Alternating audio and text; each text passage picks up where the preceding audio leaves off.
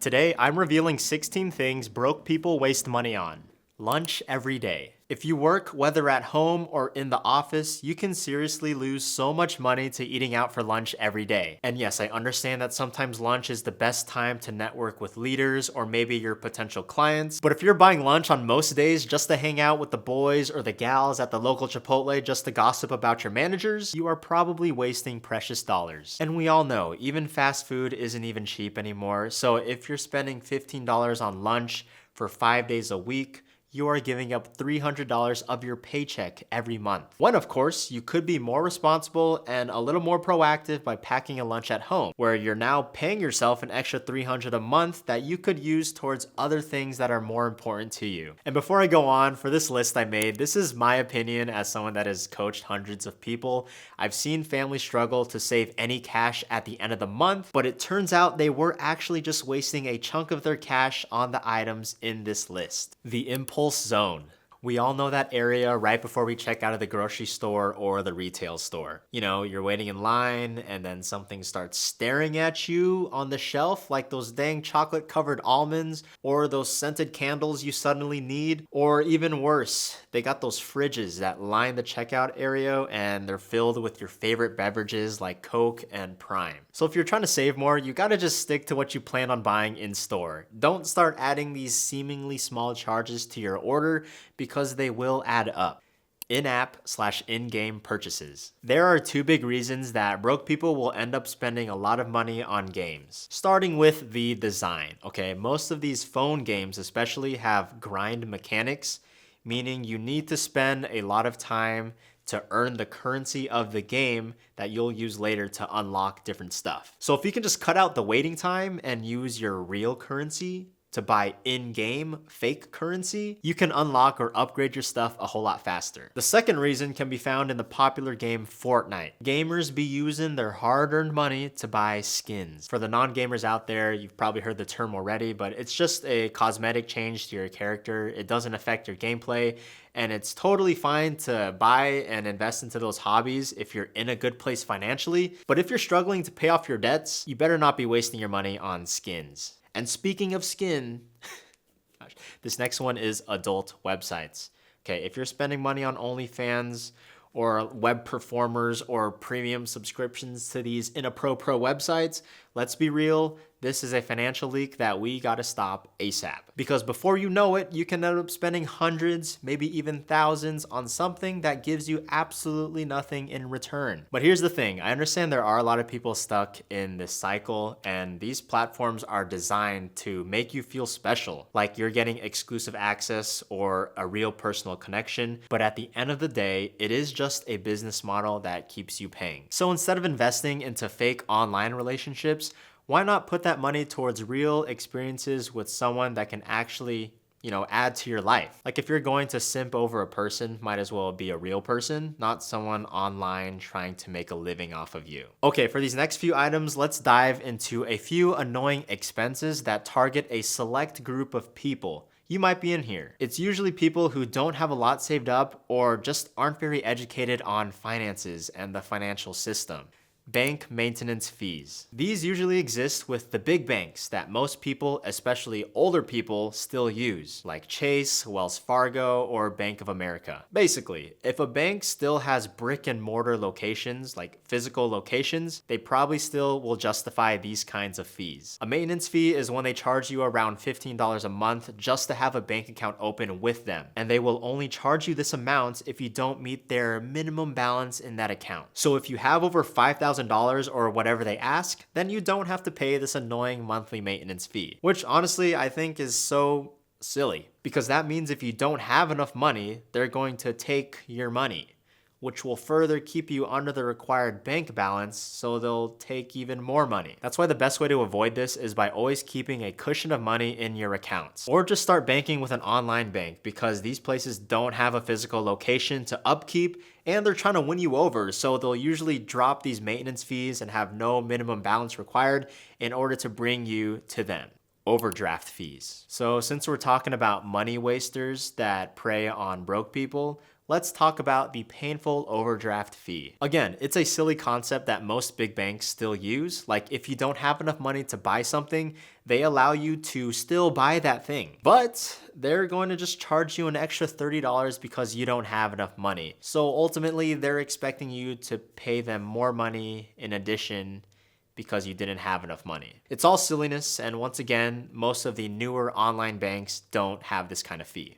Late payment fees. Once again, I can't blame people who end up paying these fees because honestly, people who are well off won't have to pay something like a late payment fee. But for someone that's feeling broke or struggling to pay rent, they're the ones who are most likely to end up paying this 10% late fee on rent. I remember when my wife and I got our first apartment after marriage, we got the first month for free, but we forgot to get our rent payment system set up in time for the second month.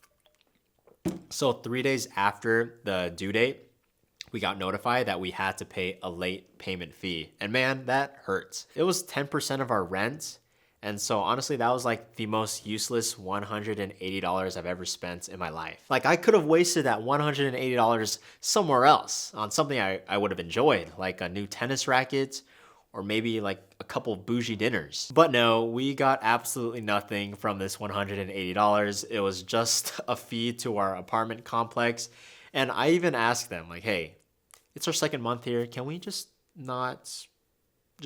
ignore this? And they denied me. I thought I might as well just ask.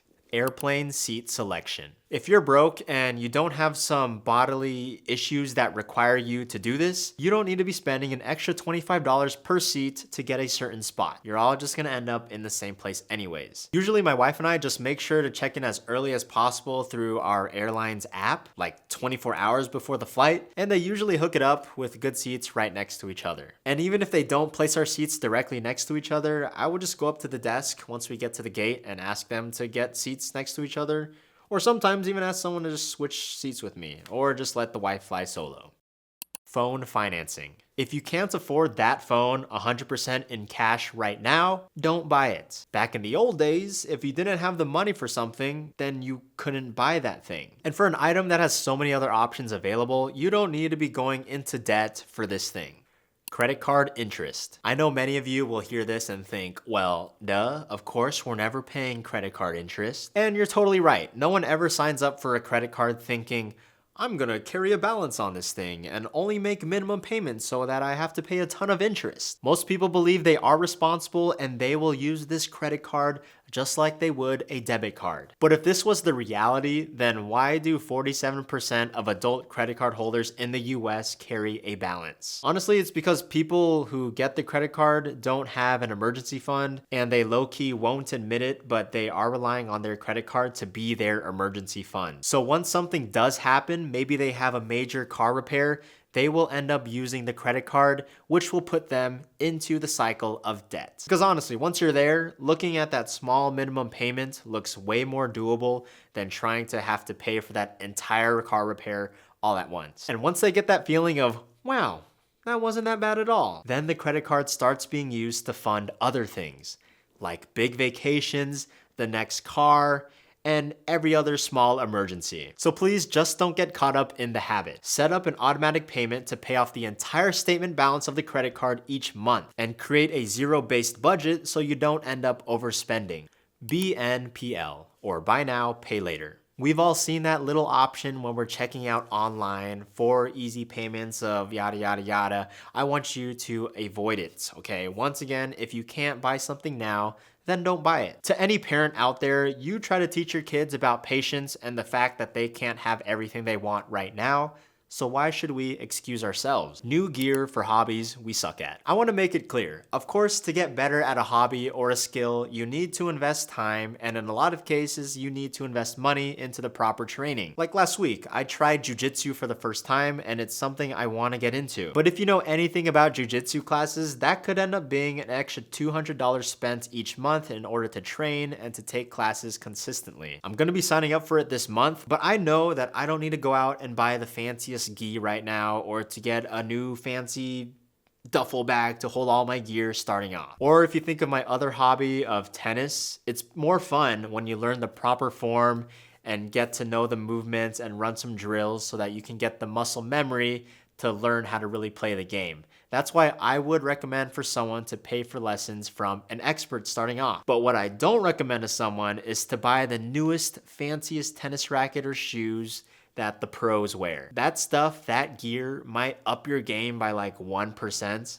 but learning the skills themselves will up your game by the other 99%. So if you're gonna start a new hobby, invest into learning the skill over buying the latest gear. Excessive streaming services. If you're watching Severance on Apple TV, Beast Games on Amazon Prime, Squid Game on Netflix, and The Office on Peacock, I honestly don't think you're actually watching all of those shows within the same week or even the same month. And if you do, you probably need to do something more productive with your time. There's way too many choices on each of these platforms. It's already hard enough for my wife and I to find something to watch between Netflix and Amazon Prime, which are the only two streaming services we have. So just stick to one or two services, and if you want to try something else, cancel your subscription for one before you go ahead and start another one.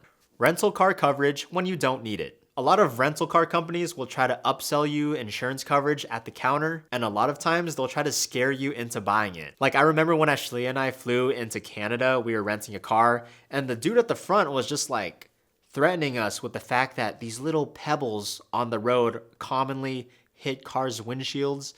And I'm like, I don't know, that's a threat everywhere. But he just made it sound so horrible, like we were gonna pay thousands once one little pebble gets their way and just totally shatters our front windshield.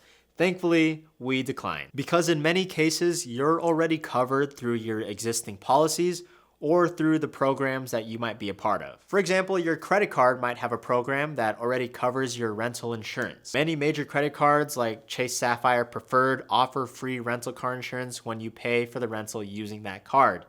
This would usually include your collision damage waiver, your theft protection, and whatever fancy lingo they try to scare you with as well. Also, even your auto insurance might already cover it. Like most personal auto insurance policies extend coverage to rental cars, including your liability coverage, comprehensive and collision, all that jazz. So before you get pressured into doubling up on your coverage, do the research, read some small print, and figure out if your cards or your current insurance will already cover your rental insurance. Foreign transaction fees. Find a card that avoids this. Something I was shocked by on my wife and I's trip to Japan was this wave of fees that came after every single transaction we made. Although it was only 1 to 3% of every purchase, that still added up. So here's how to avoid these foreign transaction fees and how to keep more of your money. Make sure your credit card doesn't charge foreign transaction fees or just pay with the local currency.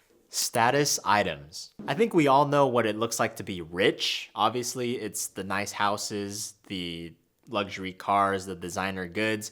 It's really easy to teach people what rich looks like. But real, good old-fashioned long-term wealth is really hard to teach because it's not something that we can easily see. In the book Psychology of Money, they describe real wealth as the financial assets we have that hasn't yet been used to buy the stuff that we can see. For example, real wealth could look like the fat investment accounts that someone has that allows them to retire at the age of 40. I can't see those investment accounts, but it's there and that person has ultimate freedom. Or real wealth can look like a full emergency fund that allows a person to quit their job for a few months and find something that they actually enjoy.